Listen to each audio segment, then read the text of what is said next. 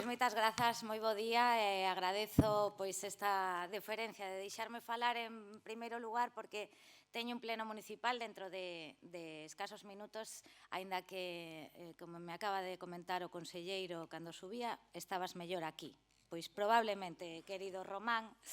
pero as obrigas son as que son e hoxe teño a honra de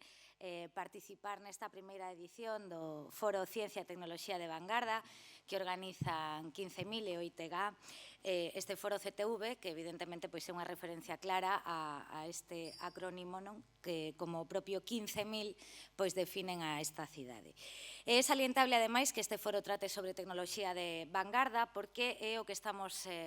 procurando e buscando dende o Goberno Municipal da Coruña os últimos 6 anos. Estar a vanguarda,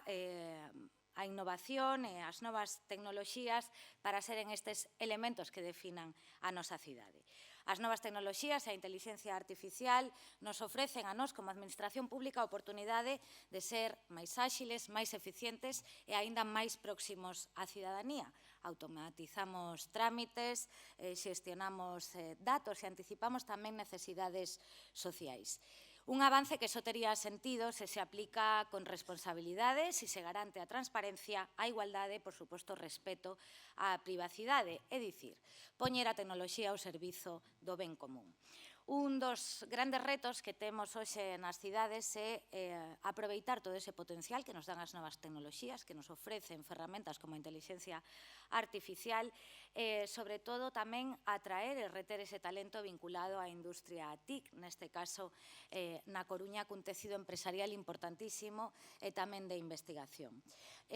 Nesta segunda gran modernización da cidade, como chamamos nós, comezando coa posta en marcha da cidade das TIC para seguir sendo ese gran polo TIC do noroeste, coa metade do sector a nivel galego no noso municipio, na súa área de influencia, pois hoxe é unha ferramenta de primeiro nivel para o sector e un espazo de futuro para a cidade da Coruña e, polo tanto, para Galicia.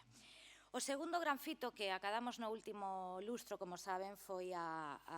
acoller a ESIA, a Axencia Española, a Axencia Estatal de Supervisión da Inteligencia Artificial, un organismo estatal que é unha referencia a nivel europeo, a primeira das súas características que se instala en Europa e que xa está aplicando ese regulamento que entraba en vigor o pasado 5 de agosto despois dun ano de transitoriedade.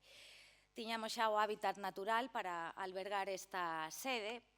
toda vez que fomos a primeira cidade galega que contou cunha facultade de informática e con todo ese sector empresarial vinculado ao sector TIC que está na nosa área. Unha cidade que medra en infraestructuras, en coñecemento e, por suposto, en número de habitantes. Unha cidade na que a tecnoloxía tamén se aplica a outro dos eixos de goberno, como son as políticas de mobilidade, unhas políticas que son referente a nivel nacional, por exemplo, co Servizo Municipal de Bici Coruña, que xa ten na súa aplicación algoritmos baseados na inteligencia artificial que nos permiten mellorar o seu funcionamento diario. Non é o único, temos o CIMOB, ese Centro Integral de Mobilidade, que sigue en tempo real o tráfico na cidade e que tamén, grazas á inteligencia artificial, nos permite optimizar as comunicacións dentro da urbe. En os próximos anos tampouco nos quedaremos atrás en máis eidos porque lideramos un proxecto europeo Allocate que nos permitirá aplicar inteligencia artificial verde e ética como motor de transformación urbana, unha aposta pioneira que nos sitúa como cidade referente na transformación digital e que terá un impacto moi positivo e moi importante na economía local. Un programa que o poñemos en marcha da man de profesionais e de empresas do sector, xa que lideran este crecemento económico. Eu non vou a decir máis do programa porque xa vin o meu compañeiro Emilio Álvarez Miranda, que foi o gran artífice de que este proxecto tan importante, tan ben financiado, recaera na cidade da Coruña, así que